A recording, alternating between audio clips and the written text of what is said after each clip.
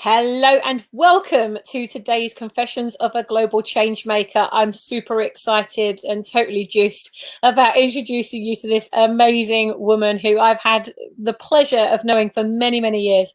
She's gone on to create literally a global empire and started out with just a seedling of an idea, which is maybe where you are right now. So I want to bring to you Auntie Jane Malyon. I think everyone that I know calls you Auntie Jane. Jane, welcome. Welcome to the show. Thank you, dear. Lovely to see you again. Absolutely lovely. Mwah. It is now. I mean, I can't believe how many years it is since I interviewed you for our magazine. It's got to be about 8 years ago that I came and had scones with you. Was it scones or scones? Right. Well, I say scones. And I know people will be screaming at the screen saying, no, it's scones. And in their defense, Her Majesty says scone. Oh. Both are correct, though. I don't know if you copy to hand, but I wrote the definitive book called Scone or Scon, and I know both are correct. Fabulous. Well, Jane, literally last time I was with you, as I say, we're going back quite a lot of years now, you were developing way beyond even the scones range. You were creating teas, you were creating jams, there was a real little creative cauldron going on at your place last time I was there. But it all started with an idea, and that idea came from a long family history of an event and you I don't want to give it away. Like, tell us about the story. How did you come to evolve this amazing global brand? Well, my starting point is that I love afternoon tea, and if you could see my hips, you'd appreciate that that's entirely true. I've just loved it as a child. I love the way we behave at it. We sit around, we're nice. There's no shouting. People aren't on their phones. It's all about passing and after you. And when we were small, we used to make the sandwiches at home and make a cake or go and buy cakes. And it was a Saturday ritual. And I longed for it. Plus, relatives would come round, and it was just for me the best time. And then I wanted, as a child, find a way to capture that. I wanted to be a fairy godmother. That's what I put on a form when I was, before I was the age of 12. I remember that was my aspiration. And now I run a business that sends out afternoon tea hampers and treats and goodies and brownies and shortbread. And it's like being a fairy godmother because it's all the lovely stuff. But it happened because I met an elderly lady. So I wasn't doing this till about 8 years ago. And I met a lady from Chelmsford, and she was saying about her favourite thing also being afternoon tea. And we got talking about the Savoy and the Dorchester and Fortnum and Masons and all the lovely hotels in London. And then she said, but she'd had her last afternoon tea ever because she couldn't travel anymore. I went, no, don't say that. When I'm, old and not working, I want to do nothing but go for afternoon tea. I said, no, I can't do it anymore. And it jolted me. It was like, no. So I, at that instant, had the idea, if she couldn't get to the afternoon tea, could it go to her? I don't mean a bag of... Thank you. It had to be done, didn't it? It did. Well, what I love is so I had my life. You're really passionate about this. Was obviously meant to be your purpose, and so often we build businesses doing the thing that we think we should be doing because it fits in, or we fit in, and yet when you can bring something to the world that is such a gift that puts a smile on so many faces and also lights you up, which it clearly does in the delivery of that and the magic of it. You've really brought all of those beautiful facets and turned them into assets within the business. That's absolutely true. Now, I have no doubt that I'd be driving a posher car than I do if I'd started up a company like ICI or I went into trading in the city. I appreciate that. But somehow this felt like all the dots of my life had joined together, and this was my purpose.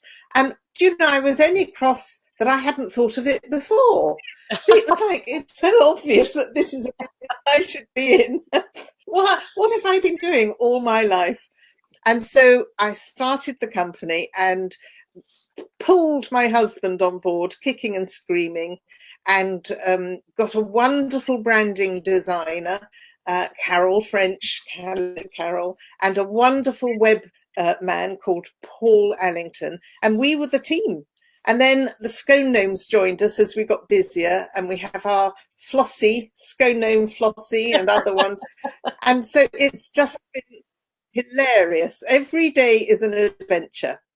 Not always up, sometimes down. Right. Well, because everybody goes through that, don't they? And I think sometimes with the gloss of social media, we're only ever seeing the ups, we're never seeing the downs, and it can send us into that compare and despair mode when you're looking at everyone else thinking, oh my God, they've all got it together, and like, ah! I mean, last time I was with you, I remember you were actually going through quite a tough time because the isn't it the size of the sultanas or something? There was something on the packaging, and the Advertising Standards Authority or something were trying to bring you down because of something around that. I mean, who would have thought you would have to go through all of that? Just touch on that for a little bit, because it's quite a fascinating story. And for anybody that's watching this, that's thinking of creating a food business, you need to take this into consideration. So trading standards were the people that wanted to take us to court. They weren't the only ones. We've had lots of battles with bureaucracy over, in my opinion, senseless, needless, time wasting. But I rang trading standards because I was trying to do the decent thing and get the latest information on allergens. Now, allergens are a thing and you take them seriously. And that's not senseless. That's something I really want to be on board because, we do help vegan guests and free guests and so on. And so I rang up for the latest allergen advice.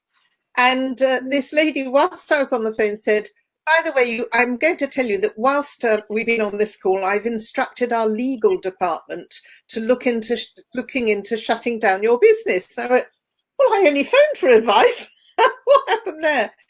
And her main reason was that we sold sultana scones, or scones, if you wish. So I went, well, yes, lots of people do. Tesco sell them, supermarkets sell them. She said, that's different. You are distance selling. So we're selling over a website. She said, in the supermarket, you can go along, pick up the packet and determine for yourself. She said, but in your case, they are just having to go by your description and photos on your website. And they may believe, because you've put the word sultana first, that the sultana is bigger than the scone. So I went, wait. Sorry. Which is what I'd like to eat. Or a normal sultana with a teeny weeny little... So that's typical of some of the hurdles that we had. It's like, really?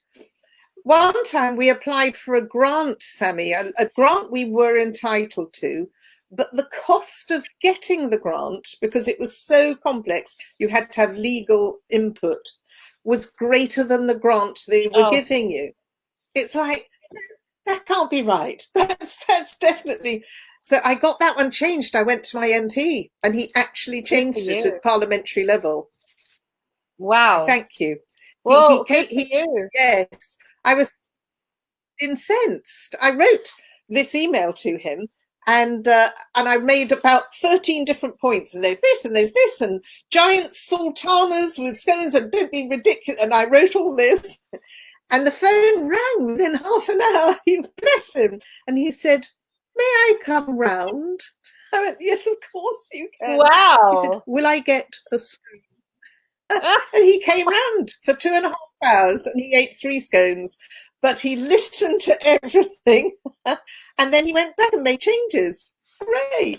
Well, that just goes to prove, doesn't it, though, that, we sit back and sometimes we can think, well, who's going to listen to me? They're this big company, or, they're on with all these massive policies. But actually, if you don't ask, you've got 100% chance of not getting, and you are the proof that you can take something to a higher level and change it, not only for your business, but now every business in your industry is going to benefit from that.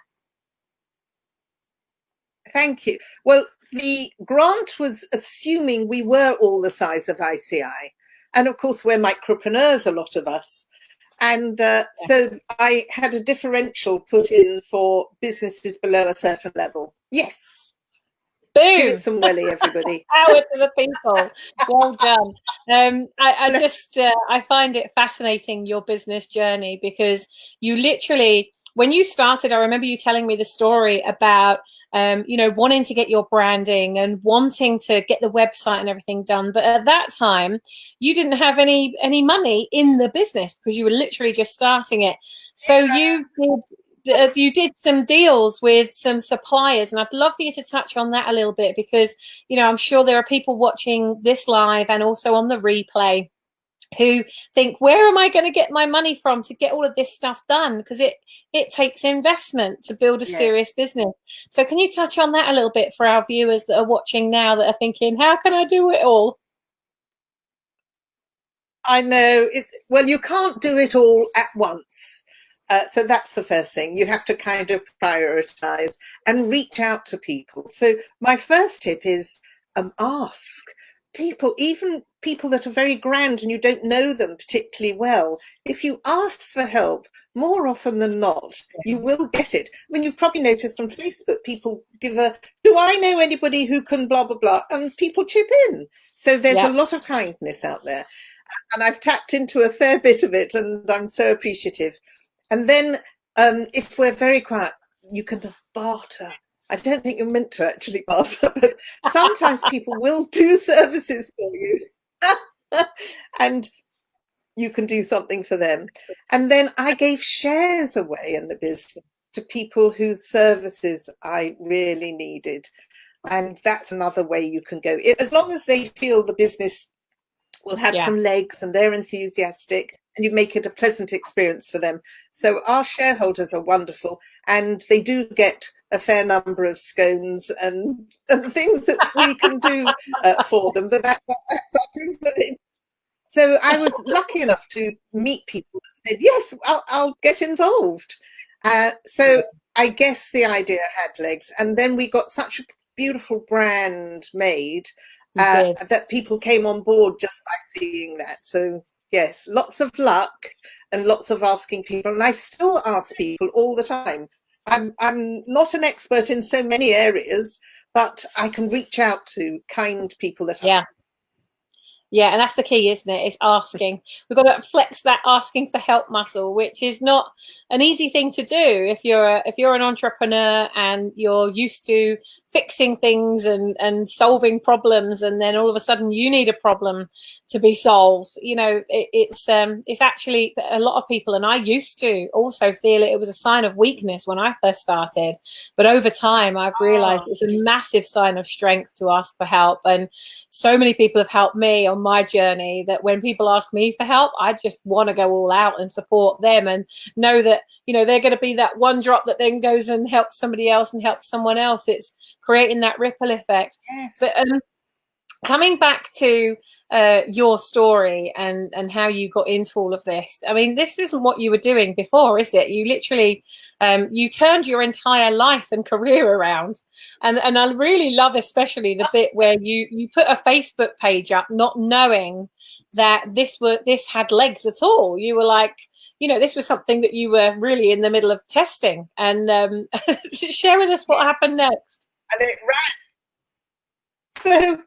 So I was being a coach in businesses, helping dysfunctional teams and helping with presentation skills and all of that communication stuff. And this idea of the English Cream Tea Company came to my heart and wouldn't leave me alone. So I literally put a Facebook page. I opened the English Cream Tea Company Facebook page because you can do it for free. It's like, let's start with the things that don't cost us money. And so I launched it. I said that we would be delivering hampers of afternoon tea, British afternoon tea. Was anybody interested? Blow me down. So I got at least 5 different countries answered and That's said, yes, we amazing. want it. I was like, what? So not only the whole of Great Britain, you know, Scotland and Cornwall and so on, it's like, no, I was kind of thinking Essex, where I live initially. But yes, not only the country, South Africa, Australia, Canada, Spain, and so on. And it's like, of course, the world loves this tradition, Yeah, not just Jane and her hits, it's the entire yeah. world. And I subsequently learned that Nelson Mandela said that afternoon tea was Britain's greatest export. And Wow. of course it is. How right he was. Yeah. And you still, because I mean, what's in your kitchen right now? What recipes are you cooking up as the next launch? Because when you spoke at our Members Day for the Brand Builders Club, I think was it last year or the year before, you brought beautiful lemon curd. Oh my goodness, to die for lemon curd, and everybody in the room was like eating it up as quickly as they could. So what are you cooking up in the kitchen now? What's next? Well, right now we're very busy on care packages because of the coronavirus. So Wow. these are relatively, I know, inexpensive really gift tins that have cake and jam and tea, or Oh scones, my jam and tea, God. and we post them out all over the country. What a And wonderful every day idea. we're posting. Thank you. So we're changing the cake that goes inside it, but most people seem to be quite keen on having scones or scones in it, and that's fine. But if they don't request, we might put in, you know, lemon cake. We might put in rock cakes, which is like Oh, a yeah. spicy mixed spice cake. We might put in a small Victoria sponge. It goes out for 2 people with tea for 2, and we can post it, and it's mostly getting there the next day. So offices are ordering it for their teams. If they're having a Zoom meeting, everybody opens up their gift tin, their care package, and has it while they're on the Zoom meeting. What a great But people idea. are sending them to, yes, and grannies and so on. So this is a little number. This isn't a great big extravaganza, but they seem to be going down a treat. So it's a bit of comfort right now. That's what we all need. Oh, I think that's wonderful, and how amazing that you have a business that is so easy to serve on that level, and able to again bring more smiles to people's faces, because in a situation like Corona, as we're going through now, and you know, people are stuck at home, they're isolated with this social distancing. I hate that word. It's can't they say physical distancing? I mean, we need to be more social, and we can do that online. But I love the fact that you're able to really serve at a time like this. Just out of interest, because I didn't know about that, so that everybody else can also order something if they want to send a gift to someone, or let them know, hey, I still love you and I'm still here. How do people order that? How do they get in touch with you for that? Well, we've got a website, and it's englishcreamtea.com. So I am from englishcreamtea.com, and it's under gifts by post. So they're called care packages, or they can just give us a call. I'd be happy for you to include our phone number. That's not a problem either. And the Scone gnomes will take the order, and we just post it out with your message. But also in each tin, we're putting a word search. So if anybody's bored at home, Oh, wow. You've I thought made of it one up all all. about cakes. Cakes and biscuits. You Well, literally we have also thought. send out the big hampers. But yes, the little things sometimes count a lot. I Yeah. know. And people are sending them sweet messages. You know, hang in there, auntie, and we'll really celebrate your birthday after Oh, this is over. And, you know, that sort of. It's very oh, sweet. that's I amazing. know. That's amazing. Jane, you just you live in this like magical universe of complete creativity, don't you? I mean, it's just being able to think up the Can't next thing wait. and the next thing. Join us. Yeah, absolutely. Oh, I yes. I mean, I do have that sort of mind, and luckily it's balanced by my husband, who does not have that sort of mind. He's very practical. He's a Oh finisher, my not a God. starter, and he's there knock the helium out of my balloon of ideas, because I think of ideas too many too fast. Yes. So he's the sensible side of this. Bless him. Oh, bless him, Roger. We see him sometimes in the background. Now, tell us, because he must have been a big part of you achieving the Guinness World Record. I mean, the pair of you must have lost a few nights' sleep over that. Tell us how it came to be that you won a Guinness World Record. So I got a phone call in the first year of business, and it was from the people at Guinness. And they said, as you're called the English Green Tea Company, you must be the experts to set a world record for the largest green tea ever. I went, yes, we are, all over enthusiastic. I didn't ask nearly enough questions. And so I went, to that. So I ran to tell husband, we're going to do the Guinness World Record for the largest green tea ever. And he went, well, what does that mean? Sorry, what have you agreed to? I went, oh, I didn't ask any details. He went, are you talking a giant scone or scone with, 30,000 gallons of jam? Yeah, well done. Went, bigger than people. Or yes, exactly, 1 million people. He went, well, go bankrupt. I went, no, I'll find out more. So I went back, and Guinness were keen to set a very British record because it was the year of the Olympics.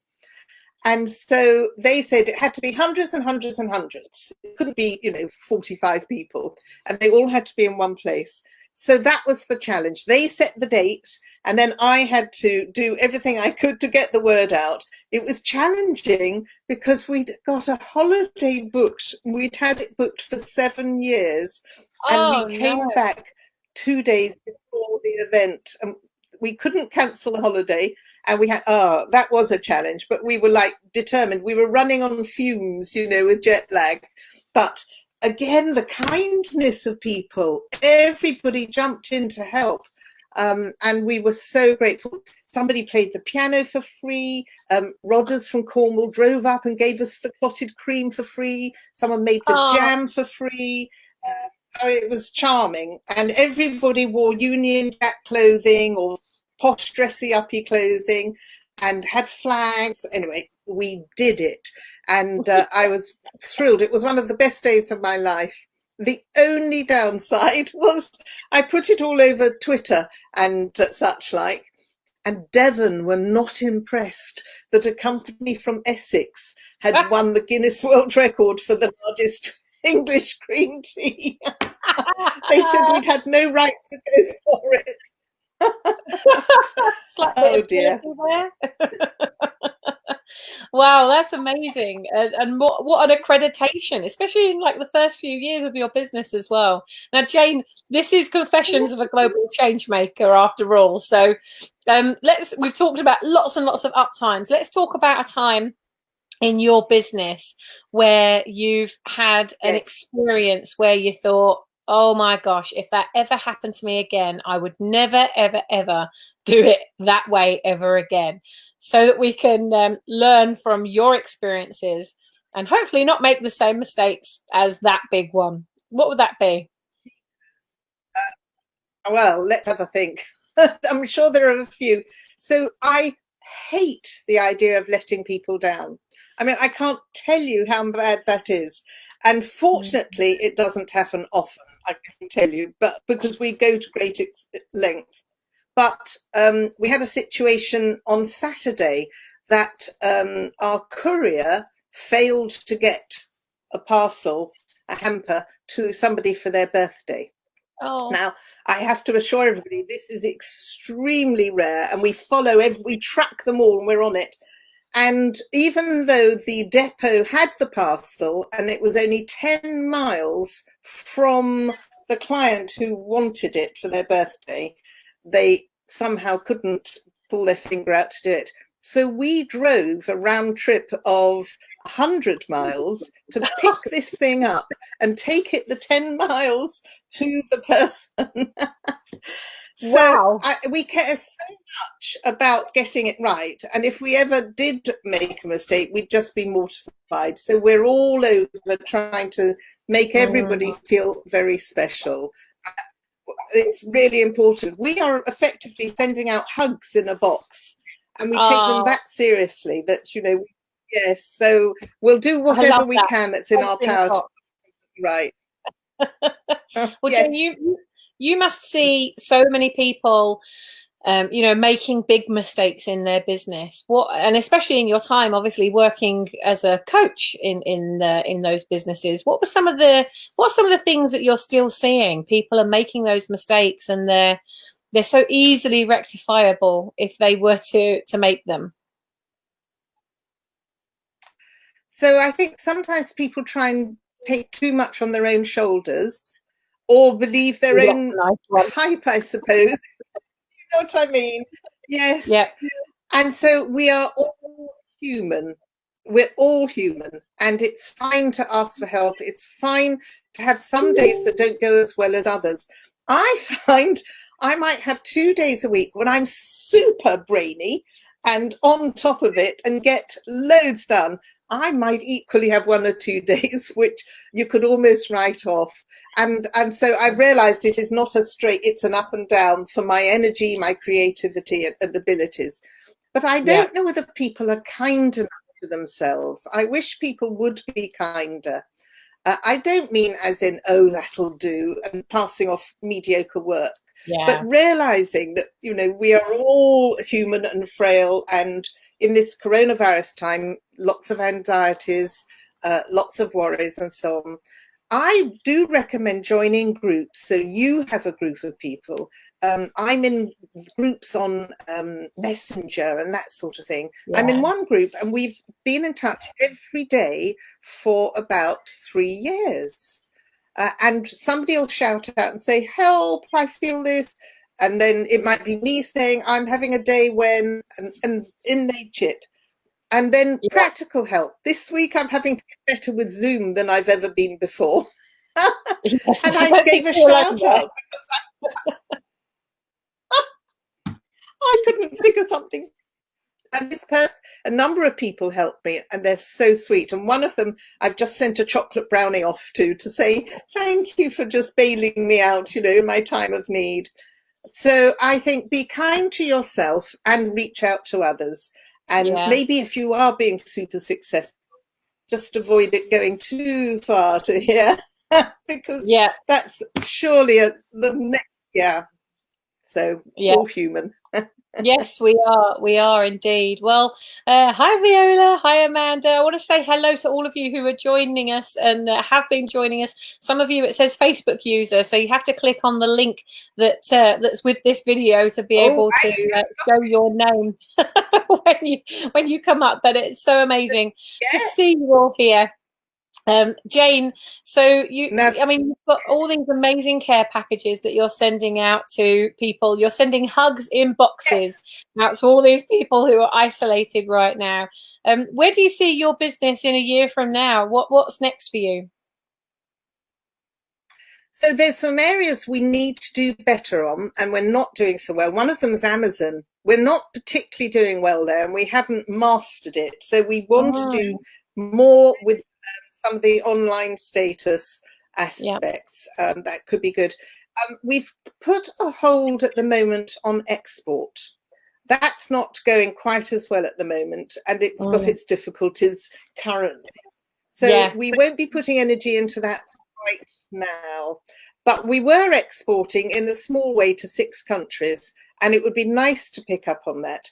Now, this taps into one of the questions here from somebody who said, how do you ensure food is not contaminated, risk of it? And of course, when we're talking about sending to, let's say, Canada or Spain, we do not send the fresh afternoon teas. We have sent them to Europe, and they go chilled and with speedy overnight courier. So we have very special packaging. And the costs reflect, I'm afraid, the cost of special packaging, chilling and overnight courier. But we've had to prove to the environmental health that it goes out at the right temperature, and it's great. The other things have a longer shelf life like shortbread and brownies and tea. And everything has to be a food grade. Even your gloves have to be food grade. The plastic has to be, that you seal it in, has to be food. So we're on it like a bonnet. and we've got a giant fridge bigger than my office here, and we stack everything up in there and it's all dated. So Facebook user who's a little worried about that, I can tell you it's all good, with one exception. So we send out chocolate brownie and we show you on it how many days you have to eat it, and it's just delectable. And I had a phone call from a gentleman who went, hello, obviously very elderly. He said, my chocolate brownie has gone grey. So I went, oh, please don't eat it. That doesn't sound the right colour at all. Tell me about it. He said, well, we got it 7 months ago. I'm like, oh no.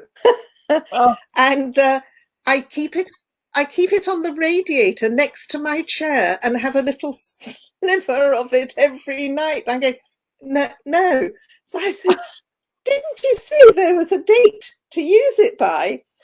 He said, my wife said that as it came in a tin, we needn't take any notice of that. So I can tell you now, our brownies will not last 7 months on your radiator. That was a bit tragic. Oh, wow. I mean, there's nothing you can say to that, is there really? Well, I sent him another one. I said, look, here comes another one. Keep it in the freezer and cut a little piece off, not on your... Oh, dear. So, yes, there's no accounting sometimes. Oh, it's good learning, though. It's good learning. That'd make a good YouTube video. Oh dear, Jane, I could talk to you forever, and we still have so many of our brand builders talking about you since you coming to the Members' Day to speak last year, and you're definitely Auntie Jane in the Brand Builders Club. They all love you, and yeah, we just wish you so much love and luck, and you know, you're so generous. You're just an amazing spirit in business, and such a guiding light and a shining light, and a great role model for entrepreneurs all over the world to really follow you, because you've designed a great business. You haven't done it by luck. You know, sometimes we do things by luck, but you didn't do anything by chance. It's all, you know, you've really taken great measures, and I think as a role model in customer service, you are definitely like the best. You are somebody for us all to follow. I would advise all of you connect with Jane in some way. Definitely get yourself to the EnglishCreamTea.com website and take a look at the amazing gifts and hampers and yummy treats. I mean, you might not even want to send them out. You might want to have it sent to your own address. Buy yourself a gift. So sweet of you. And all your listeners, Amanda and Viola and all the lovely people, bless their hearts. Lovely to see you again, really. Yeah, thank you, Jane. And it's lovely to see your face, and it's wonderful to see that you're flourishing so much at this time, because you really deserve to. And guys and girls, you want to send something to someone that you love, someone you care about, a member of your team. Maybe you want to thank those people who have supported you to get where you are now. And I'm sure that, but with little gifts, they'll want to do a lot more, because remember, what gets rewarded gets repeated. So take care, guys and girls. Jane, thank you so much for making this time available for us today. I look forward to getting it out on the podcast. And for those of you watching the replay, again, just come in, make your comments, connect. This is going live across 5 different channels. You can see all of the Confessions of a Global Entrepreneur and Global Changemaker series on our YouTube channel at How to Build a Brand. If you go to youtube.com/how to build a brand, you'll find all of the interviews we've done so far. And I go live at 5 p.m. at BST now, because our clocks went back. Or did they go back or forward? They went forward, didn't they, last night? We lose an hour. That's right. So we go live at 5 each and every day, whatever time that is for you in the world. Do come and join us and learn from these extraordinary change makers who are still the guiding lights and leading the way for us to learn from, for us to model, and for us to respect and admire as people who are really out there, and they're being brave. They're getting out there and doing it, and sometimes they're doing things that we're scared of doing, but once you've seen that it can be achieved, like Roger Bannister and his 4-minute mile, certainly makes it much easier for us to follow. So thank you, Jane. Sending you big love over there in Essex, my home, where I'm originally from. And I will see you all tomorrow at 5 p.m. for our next confession show. Take care. Sweetie. Lots of love. Take care. Mwah. Love you lots. Bye. Bye.